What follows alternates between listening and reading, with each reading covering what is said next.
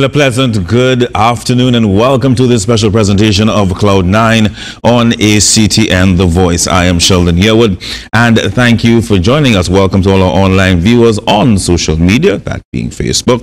And of course, we welcome your comments and your questions on 360-0105, 360-0105, our new WhatsApp number. And I guarantee you, we're going to get a lot of comments off of this one today. No. So we know how football goes, right? Now, in the recently concluded World Cup, there were many surprises. Let's be real. Many surprises. Some things people didn't expect to see. So, in football, there's the yellow card, which is the warning. Then there's the red card.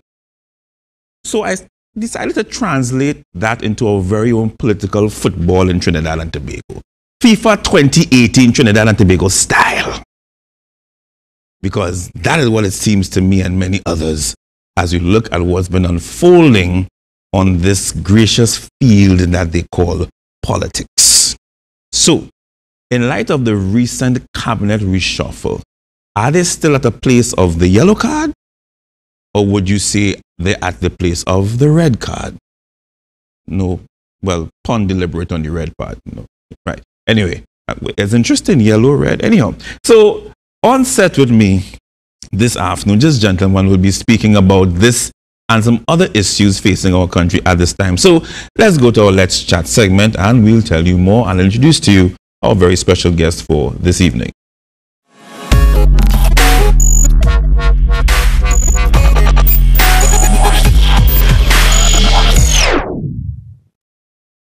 Right, so after 90 minutes running on the field, anybody will be tired.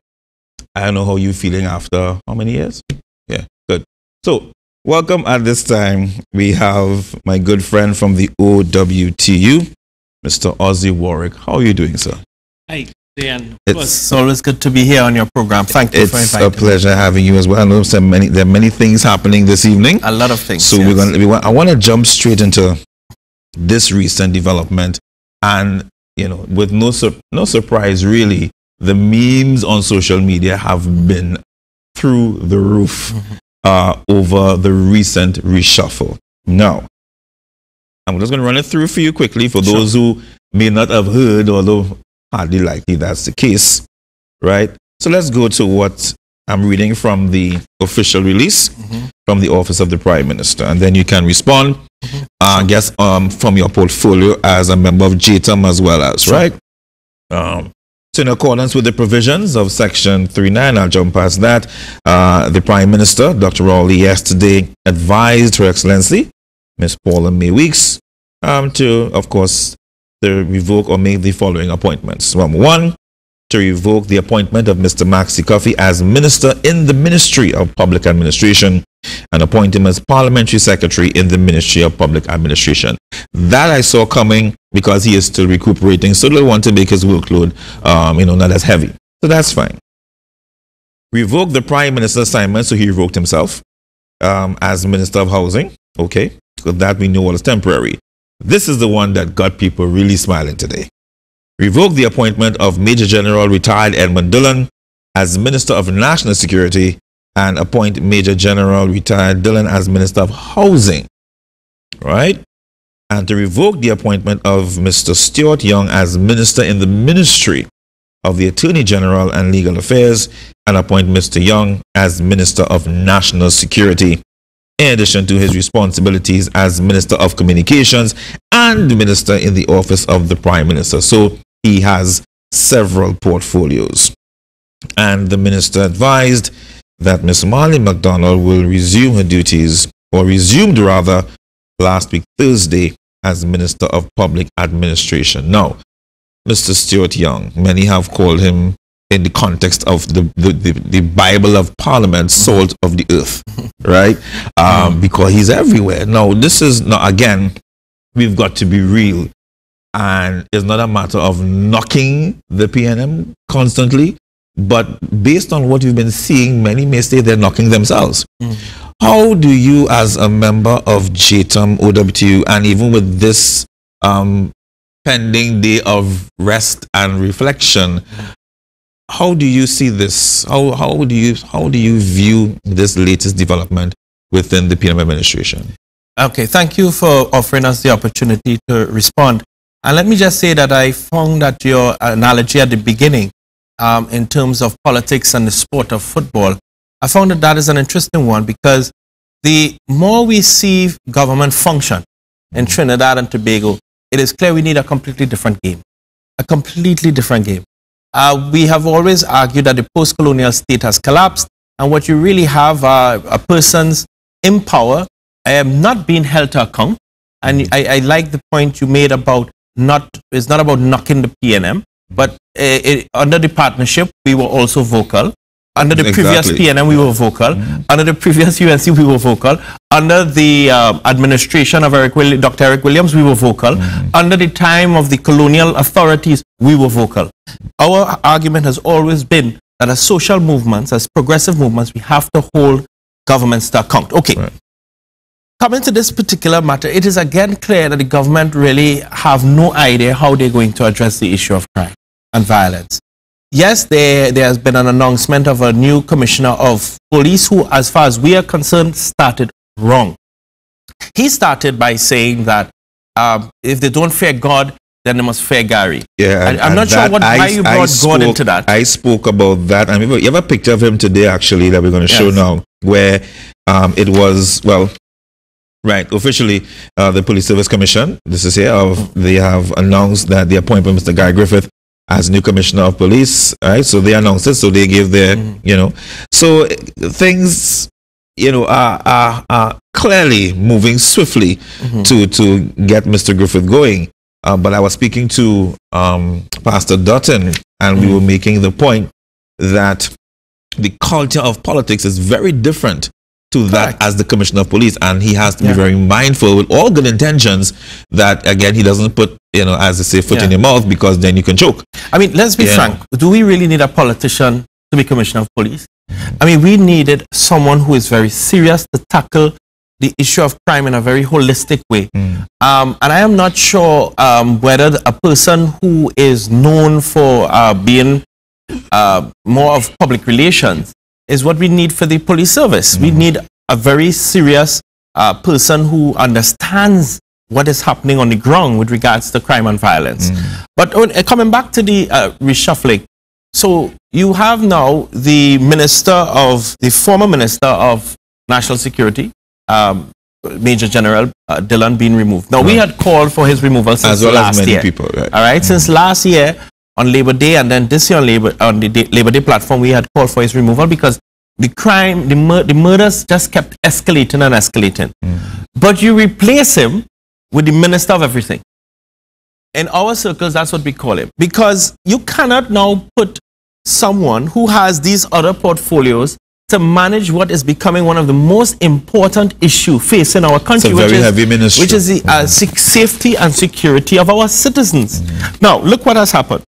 Just after the Commissioner of Police made, Commissioner of Police select. Select. When you talk about that, about fearing Gary, it shows that he doesn't understand what is happening with the criminal elements on the ground. Because just after that, we had several murders already. And then, of course, this young lady, a parliamentary clerk, got a hit on her. And they weren't successful the first time. They made sure and kill this young lady in broad daylight. And my question is, okay, it is clear that the criminal elements have no fear of anybody. And that's the point I was making, that the culture of criminal activity 15, 20 years ago is very different to what it is today. So the approach has to be very, very different. The approach must be different, because you know what can happen? If you're not careful and you don't approach this in a holistic and in a sensitive way, you can find that the police or the security arm of the state encroach on citizens' rights, you know. And before we know it, our rights now as law-abiding citizens will be compromised as the state seeks to use this heavy-hand approach, which is what this new commissioner of police seems to be bringing in, without addressing other issues that are fueling the criminal activity. For example, the importation of guns and ammunition. Where or what is the government's policy with regards to closing our borders? Because the guns that are coming in are very sophisticated guns. If you speak to almost anybody living near or close to any area where there is a high level of criminal activity, they'll tell you they hear gunshots as though they're machine guns. So it's not no 1 shot, 2 shot, 3 shot. And it's clear that there's a proliferation of ammunition because you have, you hear stories of people just shooting guns in the air randomly.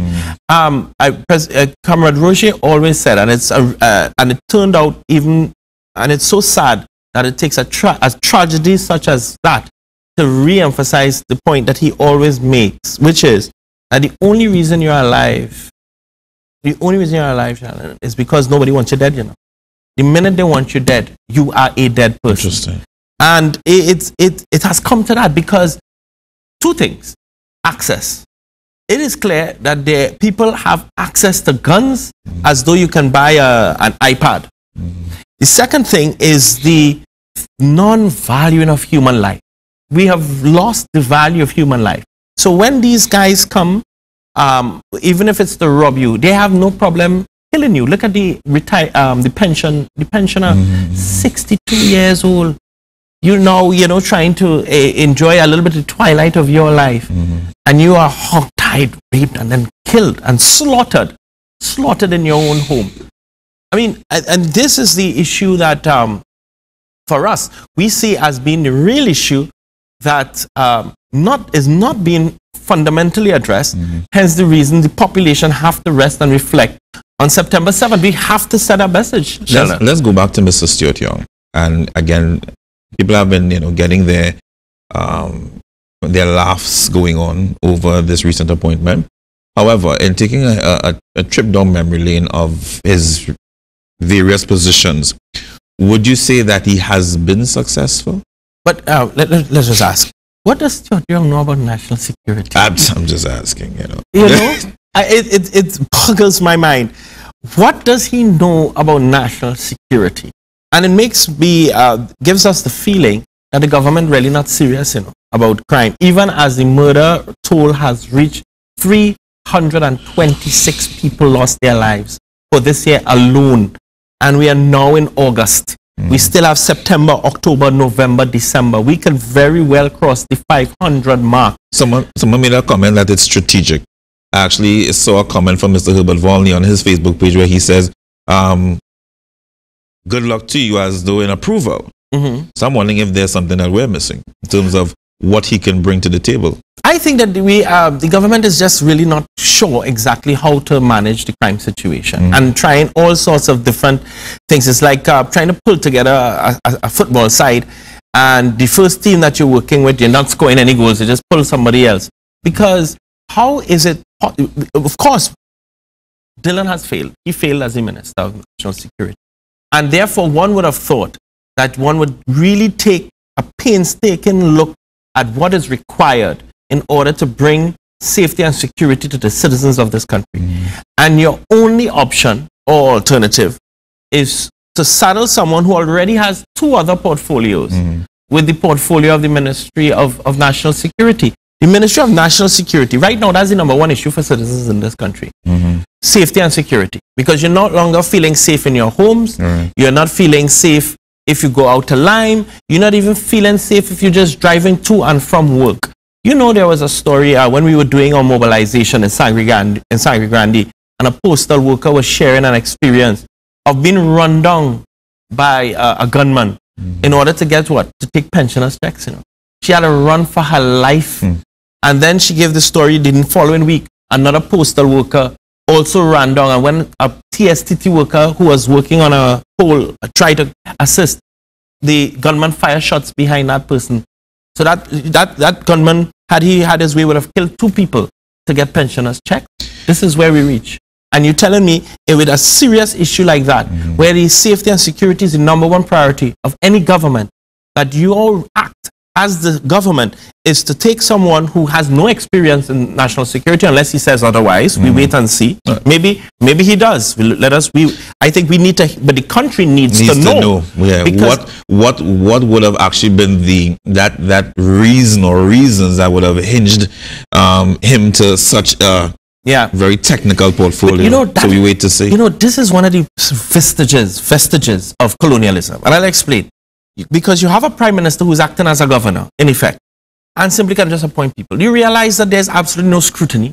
There is no accountability.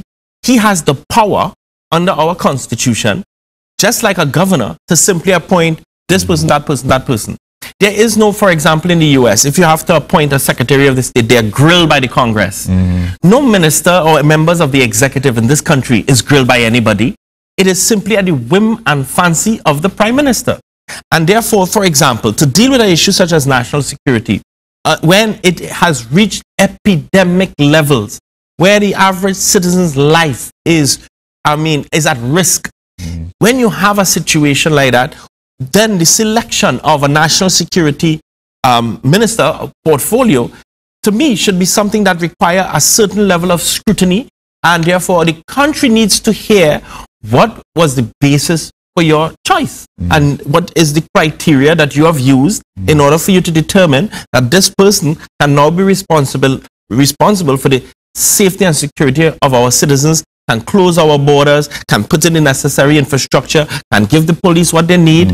How can we know that? And we are unable to challenge it, other than to do what we do in the progressive movement, challenge it in the streets. You know, and the funny thing is as well, one thing we cannot ignore, that crime is big business. And we have very interesting bedfellows, business community, crime affiliates, and there are those who would argue and say political bedfellows as well. We can't ignore that. Do you think that we are lacking that political will because we have so much intimate relationships when it comes to crime?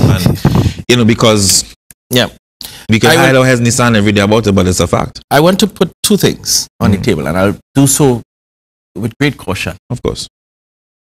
One, there has been plans for a long time to build a court near to Raymond Yard, because they have so many prisoners in Raymond Yard waiting for trial and so on, that they can be housed or their matters can be held, can be dealt with by a special court right next to Raymond Yard. So that you don't, listen to it very carefully, so you don't have to be transporting prisoners all over the country.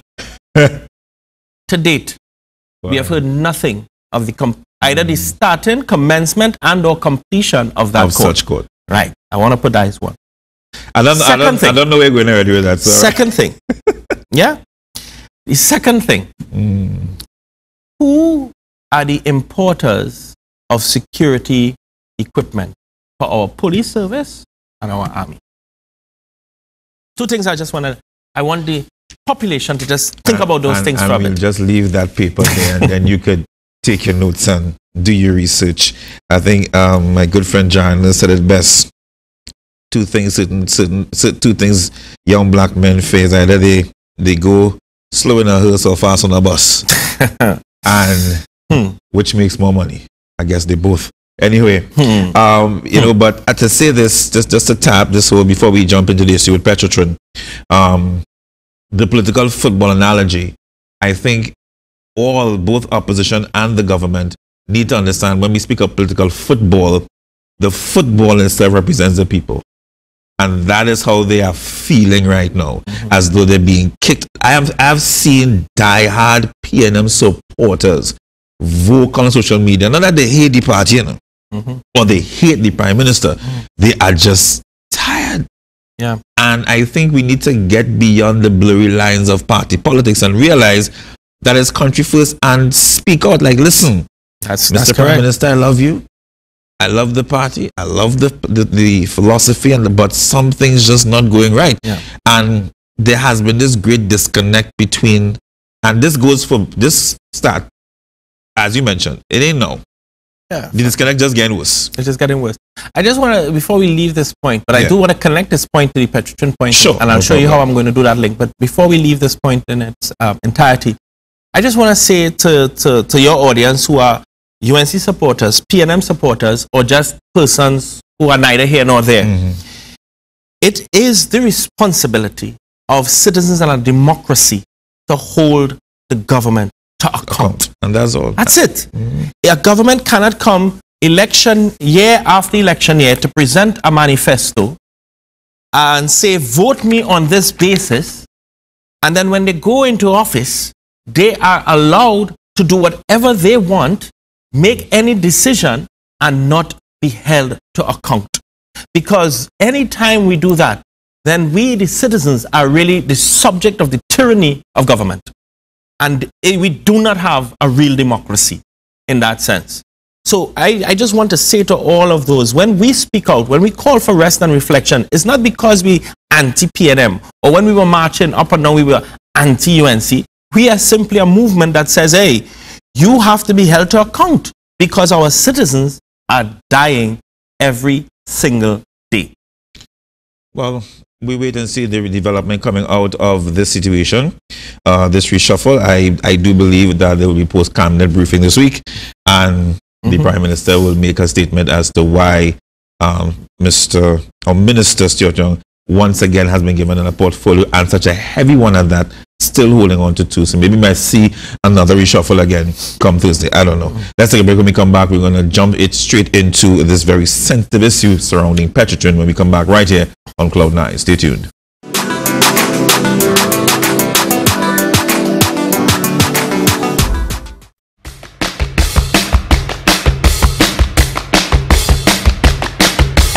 Are you all right, boy? All right, Bob. Now the vigilantes run you out of San Francisco? I could take the cow and calf, you can sell them in Independence. The government drew a new line and we're on the wrong side, so we have to go. I can't stand up. You can't stand up, little buddy. You really can't stand up? You're standing on my hand.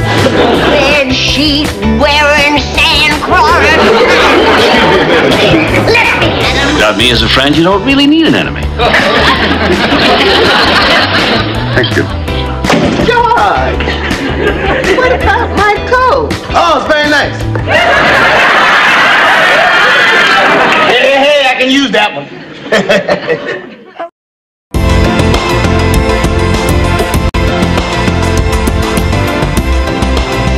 Welcome back to Your Health, Your Choice. So he did some of the first illustrations, the actual drawings. As you know, I'm a community diabetologist. Diabetes is my specialty. What needs to be done? How you can take responsibility for your health. Yes. The gold standard is still the camera.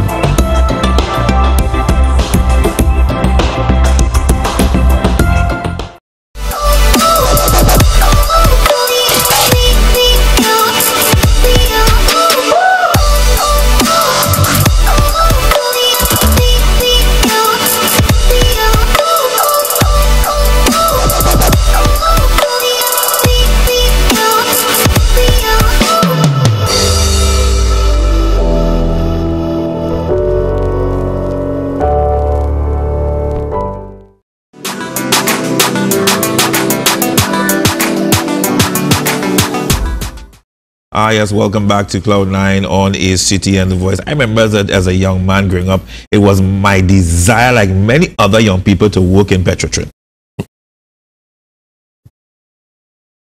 Oh, how the mighty has fallen. And they continue to fall because of decisions that are not in the best interest of the people of Trinidad and Tobago. And you look at Petrotrin and where they're located, and if you understand the land space that Petrotrin occupies in Trinidad and Tobago, you would understand why so much investment was done many, many years ago. But we're not seeing that, and we're not seeing the fruit of the labor these days in Trinidad and Tobago when it comes to Petrotrin. And something was done recently which angered many of the employees at Petrotrin, because they themselves are not benefiting from the fruit of their labor. As a matter of fact, they're getting more rotten fruit than anything else. Mr. Warwick, tell us what exactly was done this time by the management of Petrotrin that has the OWTU up in arms. Okay, well, they continue to do many things, but the most recent one, and it's linked back to crime and violence. So we just spent 15 or so minutes talking about the crime situation in this country, which is, at unprecedented levels. Do you know that the board of Petrotrin had the audacity to publish in the 3 daily newspapers full-page ad implying the salaries of Petrotrin workers? First of all, the figure they gave was wrong. Second of all, what they have in fact done is put their workforce at risk. Which employer would do that? Because if I am, and the figure they give is not correct. Let me just stick up in for that. What would be the basis? I guess it's first some level of accountability. They will question or, it is what it is this. They want to they wanted to present that the salaries and wages are 52.5% of the operating costs. Okay. Which first of all is not true. And in our full page ad, which we put out yesterday in all 3 dailies, says that they have been misleading the population, because the total operating cost of Petrogen last year, coming out of the consolidated audited financials, was about 20 billion, and wages and salaries account for 2.3 billion, so it's 11%. But that, first of all, the wages and salaries include the managers, senior personnel, vice presidents. Now you know what those salaries are like. So you lump all of that together, you lump all the benefits as well, which are things like the medical and etc., NIB payments. You lump all of that, divided by the number of workers, and say this is what workers are working for. That is, first of all, it is unethical, it is immoral, it is irresponsible, and it is reckless for an employer to do that to its workforce. The other thing, and they really want to do that because there seem to be an end game, Sheldon, and that end game is to sell Petrogen. Now let us just reflect for a moment of what that would mean for Trinidad and Tobago. This is nothing new. The whole talk of privatizing Petrogen has been going on for, I would say, the last 15, 20 years, correct me if I'm wrong. No, that's correct. And why? Why? Because there is a small clique, a small group or elite class who sees this asset as extremely valuable. Which asset? And let me remind Trinidad and Tobago. By putting this information out there, you are now basically putting fish to shark in waters. So therefore the biggest shark will come and eat. That's correct. And buy out. And I think they are literally not doing all the things that are necessary to increase production. So for example, I just talk about the operating cost. Now the major part of operating cost is purchases of indigenous oil, all right, crude oil. So let me give an example so that the population understand how this thing works. So you have a refinery, and the refinery's throughput is about 145,000 barrels per day, meaning it can refine 145,000 barrels to create products such as gasoline, kerosene, LPG, etc. That's per day, right? Per day. Okay. Now, you have to feed it that amount of barrels. Now, our indigenous crude, for example, Trinma, let us say, is 20,000 barrels. Land, let's say, is 10,000. Therefore, that's 40,000. Therefore, you have to purchase an additional 115,000 barrels. If you follow me.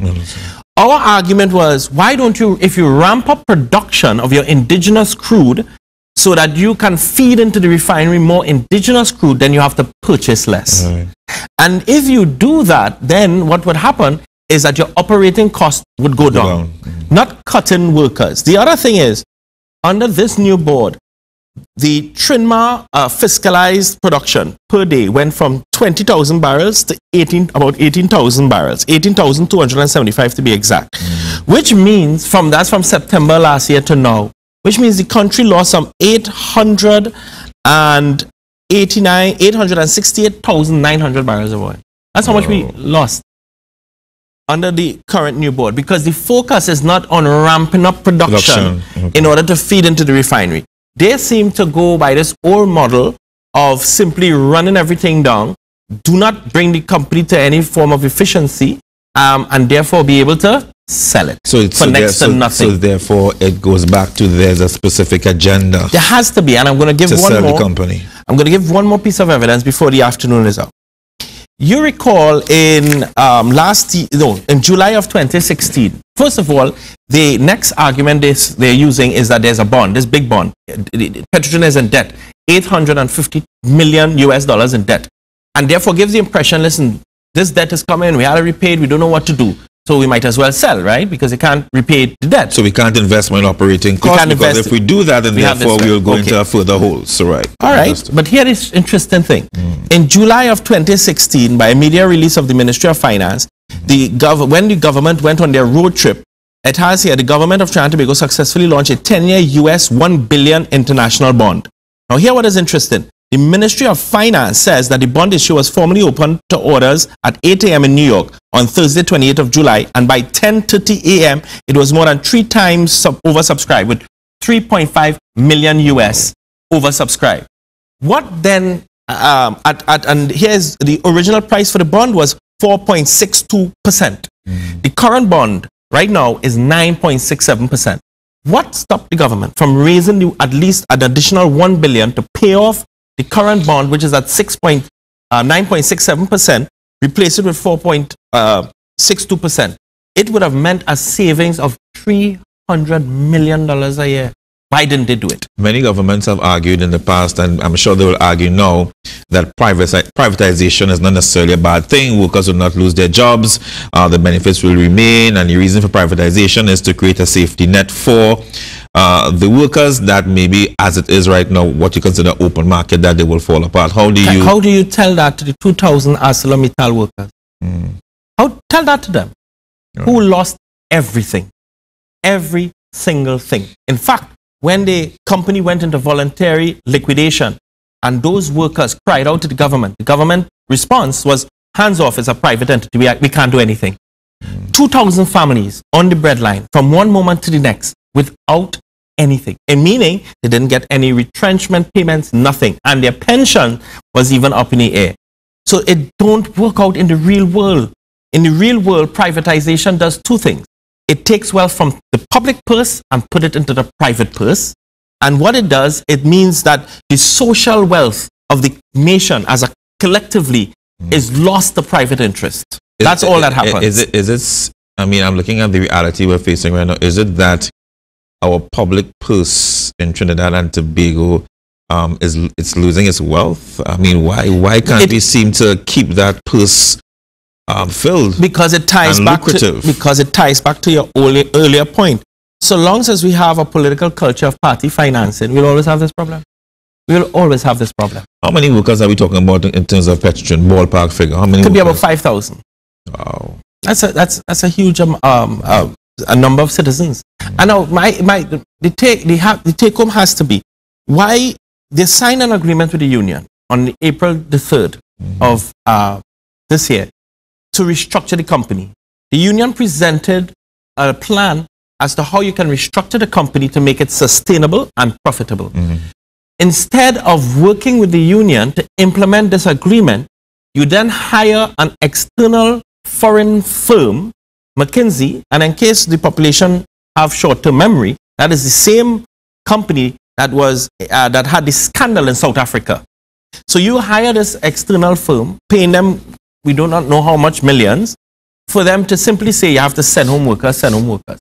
And whilst you do that, your operations coming to a halt. Because as I showed you, fiscalized production in Trinidad fell by 2,000 barrels. The operating cost, right. So then what is your real end goal? Is it not simply to send home majority of the workers, run the company to the ground, and simply say to the population, we have no choice but to guess what? Sell the company. And then sell it to whom? That's the next thing. Sell it to whom?